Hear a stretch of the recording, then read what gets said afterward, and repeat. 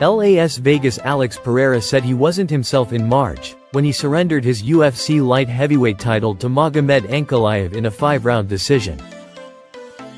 That was not a lie, as their subsequent rematch on Saturday at UFC 320 demonstrated.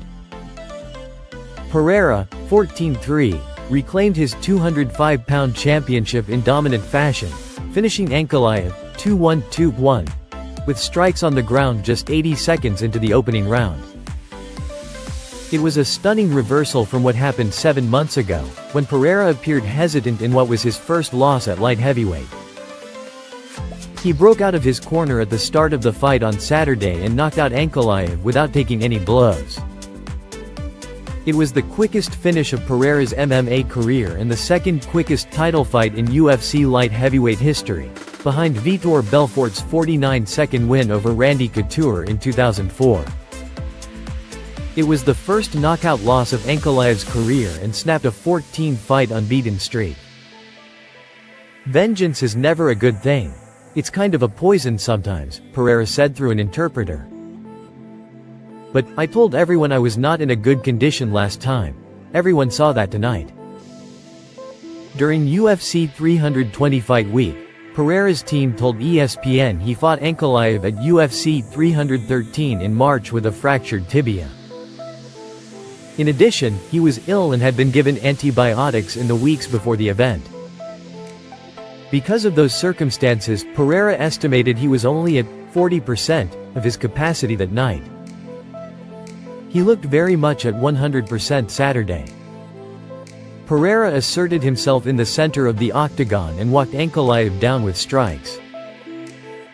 He was first hurt by a right hand to the chin from Pereira, who then finished the fight off with elbow strikes from the top position. Pereira had a 28-4 edge over Ankalaev in total strikes. Immediately after the bout, Pereira stood over Ankalaev and made the same taunting gesture he used after knocking out Jamahal Hill at UFC 300 in April 2024. There had been some animosity between Pereira and Ankalaev in the build-up to UFC 320, as Pereira accused Ankalaev of hiding from him during fight week and lying about Pereira not wanting a rematch. Pereira picked up his 12th knockout in his MMA career Saturday, and he became the third two-time light heavyweight champion in UFC history. He shares that distinction with Couture and John Jones. In his post-fight interview with Joe Rogan inside T-Mobile Arena, Pereira asked for a moment of silence for Jones and his family. Arthur Jones, Jones' older brother and a former Baltimore Ravens player who won the Super Bowl, passed away this week at the age of 39. Jones and Pereira have previously expressed interest in fighting each other. Jones announced his retirement earlier this year, but in anticipation of competing again, he has already re-entered the UFC's drug testing pool.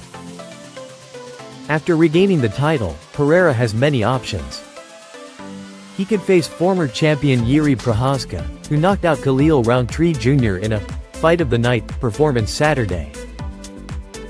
Carlos Ulberg, who knocked out Dominic Reyes at UFC Fight Night last weekend in Perth, Australia, is also an option. At UFC 320, Ulberg was in attendance.